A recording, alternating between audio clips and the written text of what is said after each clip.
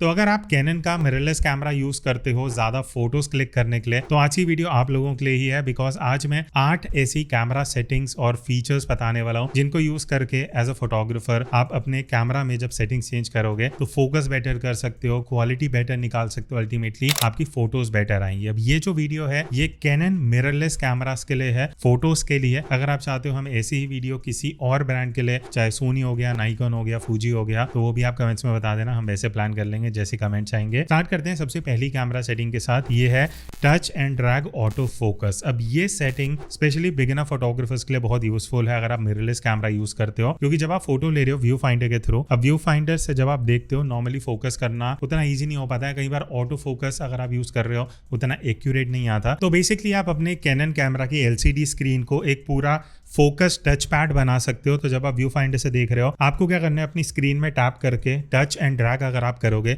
तो इस तरीके से आप देख सकते हो बीच में एक येलो सा पॉइंट होगा, फोकस पॉइंट, वो मूव कर रहा होगा जहां भी आप टच कर रहे हो, और ये बिल्कुल भी लैग नहीं आता। एग्जैक्टली जहां आप ड्रैग कर रहे हो आप स्क्रीन पे देख सकते हो। अब ये यूजफुल उन लोगों के लिए है जैसे आप जो फोटोज ले रहे हो और आप नहीं चाहते कि फोकस बार बार गलत आए या आपका फोकस करेक्ट नहीं आ रहा। मान लेते हैं आप पीछे की तरफ फोकस करना चाह रहे हो, आपका फोकस आगे की तरफ चले जा रहा है, तो इस फंक्शन को यूज करके आप व्यू फाइंडर पे ही अपना पर्सपेक्टिव देख सकते हो, फ्रेमिंग कर सकते हो, साथ ही साथ अपने थंब से फोकस को एडजस्ट कर सकते हो। अब इसको एनेबल कैसे करना है, आप अपने कैनन कैमरा में मेन्यू में जाओगे, वहां पे ऑटो फोकस सेटिंग्स की सेक्शन के अंदर आपको touch and drag auto focus setting का ऑप्शन मिलेगा, इसको आप एनेबल कर लेना। अब यहाँ पे ना आपको एक्टिव टच एरिया में अगर आप जाओगे आपको अलग अलग ऑप्शंस मिलते हैं, लेफ्ट राइट टॉप डाउन, उसके बाद भी बॉटम लेफ्ट, इस तरीके से अलग अलग ऑप्शन मिल जाएंगी। तो जो एरिया आपको एक्टिवेट करना है आप उसको सेलेक्ट कर सकते हो। मान लेते हैं मैंने लेफ्ट वाला एरिया सेलेक्ट किया, तो अब जो मेरा टच एंड ड्रैग है वो राइट साइड से काम नहीं करेगा, लेफ्ट से करेगा। अब कई बार क्या होगा, जब आप ये फंक्शन यूज कर रहे होगे आपका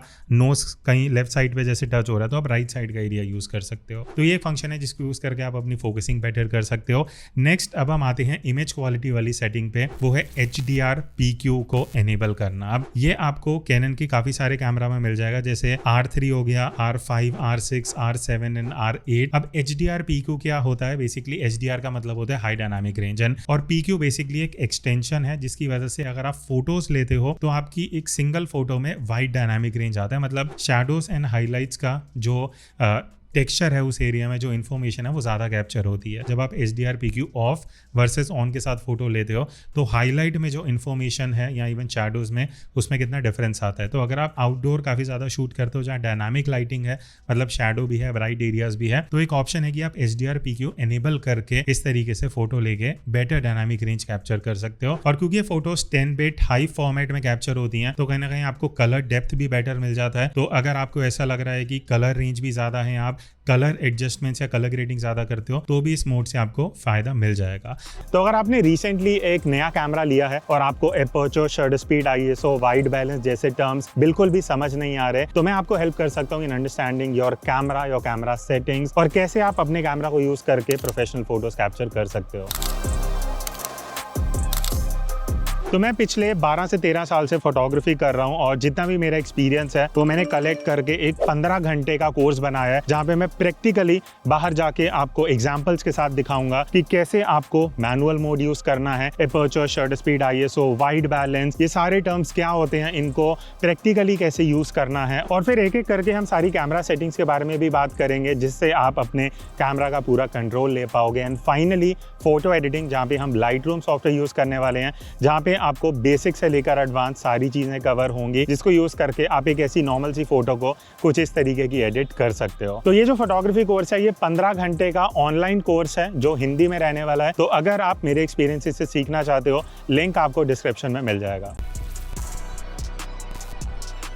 अब नेक्स्ट सेटिंग है फोकस को लेके। अब कई बार क्या होता है, जब आप बहुत ही ज्यादा क्लोजअप शॉट्स ले रहे हो, हल्का सा भी फोकस इधर उधर होगा ना तो आपकी फोटो आउट ऑफ फोकस हो जाती है, आपका सब्जेक्ट फोकस में नहीं रहता। जैसे आप रिंग्स की फोटो ले रहे हैं, इंसेक्ट्स की, फ्लावर्स की फोटो ले रहे हो, आपको एक स्पेसिफिक एरिया पे फोकस करना है। कई बार क्या होता है हम मैनुअल फोकस पे शिफ्ट कर लेते हैं। अब मैनुअल फोकस में नॉर्मली अगर आप कैमरा में देखोगे, LCD में भी देखोगे, व्यू फाइंडर में, आपको उतना आइडिया नहीं लगेगा कि फोकस कहाँ पे हो रहा है। तो अगर आप फोकस पिकिंग एनेबल कर लेते हो, इसमें क्या होता है आपको कलर ऑप्शन भी मिलते हैं, येलो, ग्रीन, रेड, ये सारे आप जो भी कलर आपको लग रहा है सही सूटेबल है वो सेलेक्ट कर लो। अब इससे क्या होगा, जब भी आप फोकस कर रहे हो आप जो एरिया फोकस में है वो उस कलर में देख सकते हो। अगर मैंने रेड किया हुआ है तो जो एरिया मेरा फोकस में होगा वो मुझे रेड कलर में हाईलाइटेड दिख जाएगा। इससे क्या होगा कि मैं फोटो लेने से पहले ही अंदाजा लगा सकता हूँ कि मेरा फोकस कहाँ है। अगर मुझे आगे पीछे भी करना है तो मैं फोकस रिंग को एडजस्ट करके एग्जैक्टली जहां फोकस चाहिए वो अचीव कर सकता हूं। बट इसके लिए मैं रेकमेंड करूंगा कि आप अपने कैमरा को ट्राइपॉड पे यूज करना ताकि और एक्यूरेट फोकस आप अचीव कर सको। अब नेक्स्ट सेटिंग भी कहीं ना कहीं थोड़े मैक्रो फोटोग्राफर्स के लिए, या अगर आप क्लोजअप शॉट्स लेना पसंद करते हो जैसे प्रोडक्ट वगैरह, मैं बात कर रहा हूँ फोकस ब्रैकेटिंग की। अब फोकस ब्रैकेटिंग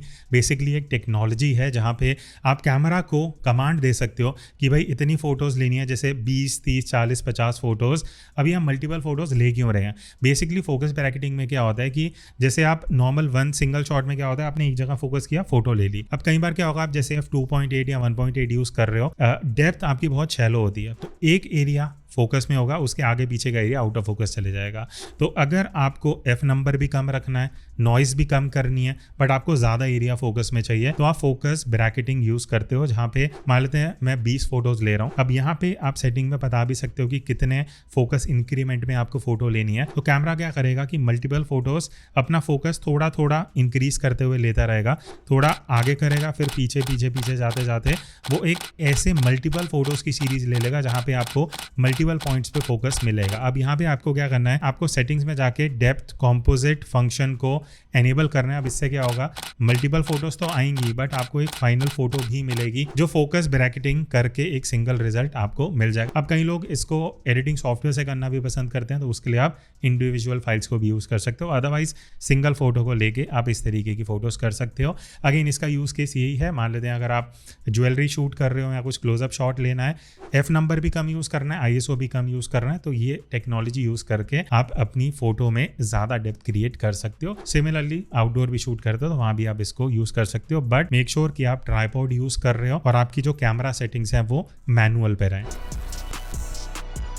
अगली सेटिंग है हमारे कैमरा मोड डायल को लेके। अब अभी जितने भी कैनन के मिररलेस कैमरास आ रहे हैं, most of them have this feature कि जहाँ पे आपको डायल में ही C1, C2, C3 लिखा हुआ दिखेगा। Basically custom 1, custom 2, custom 3 denote करते हैं। मतलब जैसे कि आप एक स्पेसिफिक कोई सेटिंग है जो आप काफ़ी ज़्यादा टाइम यूज़ करते हो, अब आप बार बार वो नहीं चेंज करना चाहते, तो उनको आप कस्टम 1, कस्टम 2 या कस्टम 3 में सेव कर सकते हो। अब इसको एनेबल कैसे करना है, मेन्यू में जाओगे, आपको ये सेटिंग वाला आइकन दिखेगा, यहाँ जाके कस्टम शूटिंग मोड्स का ऑप्शन है, तो 1, 2, 3 जो भी आपको यूज़ करना है उसको लेके आप रजिस्टर सेटिंग्स पे जैसे ही क्लिक करोगे, उस मोड में आपकी जो उस टाइम पे जो प्रेजेंट सेटिंग्स होंगी वो अप्लाई हो जाएंगी। बट एक चीज़ यहाँ पे आपको ध्यान देना पड़ेगा, आपका शटर स्पीड और एपर्चर वेरिएबल रहेगा, मतलब वो फिक्स नहीं होगा। आप ISO, wide balance, focus setting ये सब लॉक कर सकते हो।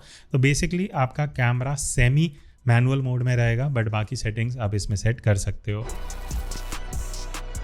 अब अगली सेटिंग नहीं है, एक्चुअली एक बटन है जो कहीं ना कहीं बहुत लोगों को नहीं पता होगा। आगे की तरफ आपको एक ये बटन मिलता है जिसको depth of field preview button बोलते हैं। अब नॉर्मली जब आप अपना कैमरा ऑन करके अपने LCD या व्यू फाइंडर पे भी देखते हो ना, आपको जो प्रीव्यू मिलता है वो लेंस का जो वाइडेस्ट एपर्चर वैल्यू होता है ना, जैसे ये f2.8 का अगर लेंस है तो लेंस हमेशा f2.8 पे ही वाइड ओपन रहता है। मान लेते हैं मैं कुछ ऐसा शूट कर रहा हूँ जो मैंने f8 यूज किया हुआ है, बट मुझे प्रीव्यू f8 का नहीं दिखेगा, f2.8 का ही दिखेगा। तो अगर आप ये depth of field preview button press करते हो तो होगा क्या, आपके जो एपर्चर ब्लेड्स हैं वो जो आपने एपर्चर वैल्यू कैमरा में डाल रखी है उस पोजीशन पे आ जाएंगे और आपको एक्चुअल डेप्थ दिखाएंगे कि इस एपर्चर वैल्यू पे आपको डेप्थ या ब्लर कितना मिलने वाला है। तो ये कई लोगों के लिए यूजफुल रहेगा, स्पेशली अगर आप प्रीव्यू में देख रहे हो कि भाई इतना ब्लर आ रहा है, फोटो में नहीं आ रहा, तो एज अ बिगिनर फोटोग्राफर भी आपको पता होना चाहिए कि अगर आपको वो प्रीव्यू पहले ही देखना है तो ये बटन जो आगे की तरफ होता है इसको प्रेस करके आप कर सकते हो। अब नेक्स्ट सेटिंग भी कहीं ना कहीं फोकस को लेके ही है, बिकॉज फोकस एक ऐसी चीज़ है जो थोड़ा सा कॉम्प्लिकेटेड हो जाता है, बट मैं एक और बढ़िया कमाल की सेटिंग आपको बताता हूँ। देखो कैनन की अब जितने भी मिररलेस कैमराज है ना, वहाँ पे अगर आप फोकस की सेटिंग में जाओगे ना, आपको ऑप्शन मिलता है कि आपको फोकस पीपल पे करना है, एनिमल पे करना है या व्हीकल पे करना है। तो अब ये नए नए मोड्स ऐड होते जा रहे हैं। तो इसका फ़ायदा क्या है, मान लेते हैं आप कैट या एनिमल की ज़्यादा फोटो ले रहे हो, अब कई बार वो फोकस उतना एक्यूरेट नहीं आ पाता, बट अगर आप कैमरा को पहले से ही बता दोगे कि एनिमल पे फोकस करना है तो वो एनिमल के ही हेड पे, और अगर आप आई ऑटो फोकस भी एनेबल कर दोगे तो इवन एनिमल के आई जो क्लोजेस्ट है कैमरा वहाँ पे फोकस रख के आपको इस तरीके की शार्प फोटोज दे देगा। सिमिलरली अगर आप ह्यूमन से शूट कर रहे हो तो आप पीपल सेलेक्ट कर सकते हो, आई ऑटो फोकस एनेबल कर दो, एक और लेयर ऐड हो जाएगी। तो अब आपके हेड पे तो फोकस रहेगा ही, बट प्रिसाइसली जो क्लोजेस्ट आई है कैमरा के आप उस पर फोकस कर सकते हो। और ये सेटिंग मिररलेस का एक सबसे बड़ा बेनिफिट है। तो अगर आप मिररलेस कैमरा यूज़ कर रहे हो और आई ऑटो फोकस ऑन नहीं करते, एक तरीके से आप मिररलेस का पूरा पोटेंशियल यूज़ नहीं कर रहे हैं।